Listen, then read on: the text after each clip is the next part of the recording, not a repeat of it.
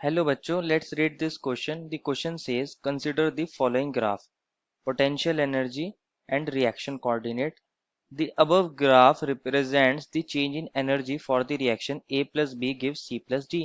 Here P is the energy change for the reaction C plus D to A plus B, energy change for the reaction A plus B to C plus D, activation energy for the reaction A plus B to C plus D, and option D is activation energy for the reaction C plus D to A plus B.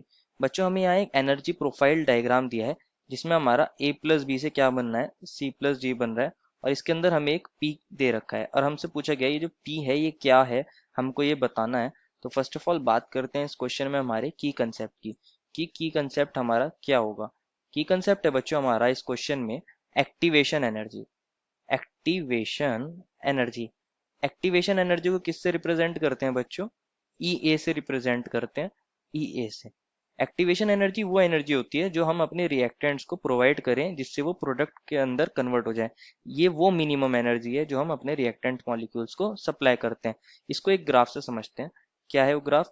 ये हमें question में दिया है, हम किसी और graph से इसको समझते हैं।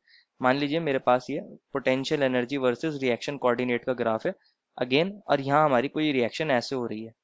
ये हमारा रिएक्टेंट है और ये हमारा प्रोडक्ट है। अगर मुझे रिएक्टेंट से प्रोडक्ट में जाना है तो बच्चों मुझे रिएक्टेंट को कम से कम इतनी एनर्जी, ये वाली एनर्जी सप्लाई करनी पड़ेगी जिससे वो इस हम्प पर पहुंच जाए, इस ट्रांजिशन स्टेट पर पहुंच जाए। ये हमारे पास एक्टिवेशन एनर्जी होती है। तो मुझे रिएक्टेंट को इतनी एनर्जी और सप्लाई करनी पड़ेगी, इसको बोलते हैं हम एक्टिवेशन एनर्जी। इसी तरह हमारे ग्राफ के अंदर भी अगर आप देखोगे, अगर मुझे ए प्लस बी से सी प्लस डी में जाना है तो मुझे ए प्लस बी को इस स्टेट पे लाना पड़ेगा, इस हाइट पे लाना पड़ेगा, ए प्लस बी से इस वाली हाइट पे। तो ये हमारी एनर्जी कौन सी होगी बच्चों? ये एक्टिवेशन एनर्जी होगी। एक्टिवेशन एनर्जी में से फॉरवर्ड लिख रहा हूँ, E A F. E F means here activation energy for forward reaction. मतलब अगर मुझे ए प्लस बी से सी प्लस डी में जाना है, और अगर मुझे सी प्लस डी से वापस ए प्लस बी में आना हो तो मुझे सी प्लस डी के मॉलिक्यूल्स को ये वाली एनर्जी देनी पड़ेगी इस हाइट तक, जिससे सी प्लस डी हमारे ए प्लस बी में वापस कन्वर्ट हो जाए।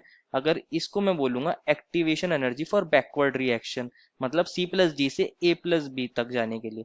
तो अगर मैं ई ए बी की बात करूं तो ये क्या होगा? अगर मुझे सी प्लस डी से ए प्लस बी में वापस जाना है तो ये एक्टिवेशन एनर्जी बैकवर्ड रिएक्शन की है।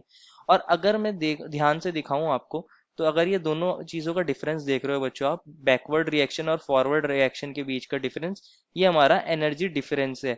ये वो चीज को डिनोट कर रहा है कि अगर पहले हमारे पास ए प्लस बी की कुछ एनर्जी थी और सी प्लस डी की कुछ एनर्जी थी, उनके बीच में एनर्जी का चेंज कितना आ रहा है वो ये वाली हाइट बता रही है, इन दोनों के बीच की हाइट। लेकिन क्वेश्चन ने हमसे पी के बारे में पूछा है। अगर पी को आप देखोगे तो पी हमारा ई ए बी से मैच कर रहा है। पी किसके इक्वल है? Activation energy for backward reaction. तो ये एक्टिवेशन एनर्जी कहाँ से कहाँ तक की हो जाएगी? सी प्लस डी से ए प्लस बी की। इसको ऑप्शन में चेक कर लेते हैं। हमारा ऑप्शन डी करेक्ट हो जाएगा, activation energy for the reaction C plus D to A plus B. Therefore the final answer is option number D. I hope you understood it well and best of luck.